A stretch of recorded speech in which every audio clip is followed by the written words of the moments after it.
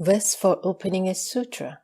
The unsurpassed, profound, and wonderful Dharma is difficult to encounter in hundreds of millions of aeons. I now see and hear it, receive and uphold it, and I vow to fathom the Tathagata's true meaning. The wonderful Dharma, Lotus Flower Sutra. 500 disciples receive predictions. Chapter 8. At that time, Purna Maitriyaniputra, having heard about wisdom and expedience of the Buddha who speaks of Dharma in accord with what is appropriate, having heard all the great disciples receive predictions of Anuttara Sankhya Sambodhi, and in addition, having heard of the matters of causes and conditions of former lives, and furthermore, having heard of the Buddha's great comfort and the power of his spiritual penetrations, obtained what he had never had. His mind was purified, and he rejoiced. Thereupon he rose from his seat, bowed with his head at the Buddha's feet, and withdrew to one side, gazing unblinkingly at the Honored One's countenance. He then thought, the World-Honored One is most unique. His deeds are rare. He accords with all the various dispositions of beings in the world, employing expedient devices with knowledge and vision. He speaks the Dharma for them, releasing them from various types of greed and attachment. We could never fully express in words the merit and virtue of the Buddha. Only the Buddha, the World-Honored One, can know our deepest thoughts and past vows. At that time, the Buddha told the bhikshus, "Do you see this Purna Maitriyaniputra? I constantly praise him as being foremost of those who speak the Dharma, and I extol his various meritorious qualities, his vigorous and diligent support in helping to proclaim my Dharma. In the midst of the fourfold assembly, he can demonstrate the teaching to the delight and advantage of all. He perfectly interprets the proper Dharma of the Buddha, greatly benefiting his fellow practitioners of Brahman conduct, except for the Daskam one. No one can fully appreciate his eloquence in discussion. You should not say that Purna Maitriyaniputra is only able to protect, support, and help propagate my Dharma alone. He has also, in the presence of 90 million Buddhas of the past, protected, supported, and helped to propagate those Buddhas' proper Dharma, being foremost among the speakers of Dharma. Furthermore, he has thoroughly understood the Dharmas of emptiness taught by those Buddhas and gained the four unobstructed wisdoms. He is always able to speak the Dharma purely and precisely, without doubts. He has perfected the power of the Bodhisattva's spiritual penetrations. Throughout his entire life, he has cultivated Brahman conduct. The Buddha's contemporaries all spoke of him as actually a hearer, but this was just an expedient device he used in order to benefit limitless hundreds of thousands of living beings. He further transformed limitless asankheyas of people, causing them to stand in Anuttara Sankhya Sambodhi. In order to purify the Buddha lands, he constantly performs the Buddha's work in teaching and transforming living beings. O bhikshus, Purna Maitriyaniputra has been the foremost speaker of the Dharma for the past 7 Buddhas, and he is also foremost speaker of Dharma under me. He will also be the foremost speaker of Dharma under all the Buddhas to come in the worthy Kalpa, for whom he will protect, uphold, and help in propagating the Buddha Dharma. He shall also protect, uphold, and help the Dharma of limitless, boundless numbers of future Buddhas, teaching and transforming and benefiting limitless living beings, causing them to stand in Anuttara Sankhya Sambodhi. In order to purify the Buddha lands, he will be ever vigorous and diligent in teaching and transforming living beings.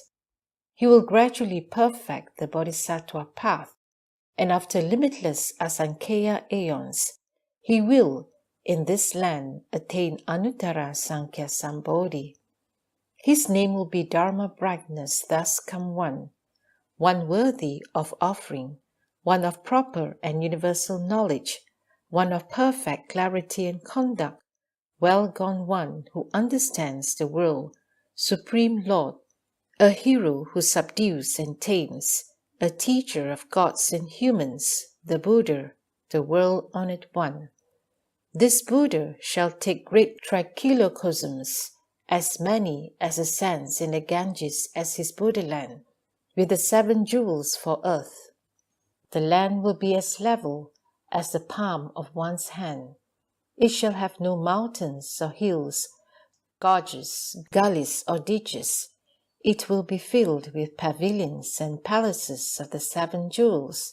The palaces of the gods will be located in space, nearby, so the humans and gods may consort and see one another. There'll be no evil paths and no women. All the living beings will be born by transformation and have no sexual desire. They will obtain great spiritual penetrations.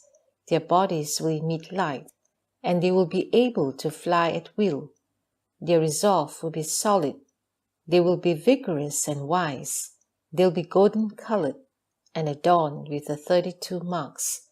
The living beings in that land will always take 2 kinds of food. The first, the food of Dharma joy, and the second, the food of dhyana happiness. The hosts of Bodhisattva will number in the limitless Asankheyas the thousands of myriads of millions of Nayutas. They will attain great spiritual penetrations and the 4 types of unobstructed wisdom. They will be skilled at teaching and transforming all kinds of living beings. The host of hearers will be uncountable and unreckonable in number. All will perfect the 6 penetrations, the 3 clarities, and the 8 liberations. The realization of this Buddha land will be thus adorned with limitless meritorious virtues. The aeon will be named Jeweled Brightness. The country will be named Well Purified. The lifespan of that Buddha will be limitless Asankhya aeons, and his Dharma will abide for a very long time. After that Buddha's extinction, stupas of the 7 jewels will be built everywhere in that land. At that time, the world-honored one, wishing to restate this meaning, spoke verses saying, "All of you bhikshus listen well. The path walked by the Buddha's sons, because they thoroughly studied the expedient devices, was inconceivable. Knowing that the multitudes delight in lesser dharmas, and also that they fear great wisdom, therefore the bodhisattvas become hearers and conditioned enlightened ones. Employing countless expedient devices, they transformed all the varieties of living beings. They speak of themselves as being hearers, very far from the path of the Buddha. They cross over limitless multitudes, bringing them all to accomplishment. Even those of little zeal and who are remiss are gradually caused to become Buddhas. Inwardly, they practice as bodhisattvas, while outwardly they manifest as hearers. Of few desires who despise birth and death, while in reality they are purifying their Buddha lands, displaying to the multitudes the 3 poisons, appearing to have deviant views. In this way, my disciples expediently save living beings. Were I to speak fully of their various deeds of transformation, living beings hearing it would harbor doubts within their minds. Now this Purna Maitreya Niputra, in the past, under thousands of millions of Buddhas, has cultivated diligently his practice of the path, proclaiming and protecting the Dharma of all Buddhas. seeking supreme wisdom in the presence of the Buddhas. He appeared as the head of the disciples, with much learning and with wisdom. He spoke without fear, leading the assembly to rejoice, and never did he grow weary participating in the Buddha's work. Having already crossed over into great spiritual penetrations, and having perfected the four unobstructed wisdoms, he knew the faculties of beings, sharp or dull, and always spoke pure Dharma. Proclaiming principles such as these, he taught thousands of millions of multitudes to dwell in the Dharma of the great vehicle, while he purified his own Buddhaland. In the future, too, he'll make offerings to limitless, countless Buddhas, helping to proclaim the proper Dharma and also purifying his own Buddhaland.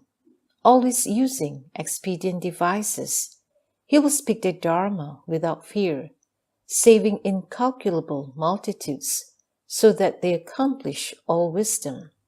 Having made offerings to thus come ones, and protected and upheld the precious storehouse of Dharma, he will then become a Buddha by the name Dharma brightness. His country will be named well purified, made of the 7 jewels. The aeon will be named jeweled brightness. The host of bodhisattvas, very great, will entirely fill that land, numbering in the limitless millions, all with great spiritual penetrations and the perfect power of awesome virtue. The hearers also will be countless. Having the 3 clarities and the 8 liberations and the 4 unobstructed wisdoms, they will constitute the Sangha there. The living beings in that land will all have severed sexual desire, born purely from transformation, their bodies adorned with perfect marks, taking Dharma joy and Dharma happiness as food. They will have no thoughts of other kinds of food. There will be no women there, nor any of the evil paths. The Bhikshu Purna, having perfected his virtue, will gain such a pure land with a host of very many worthy sages. Such are the limitless things of which I have now but spoken in a general way.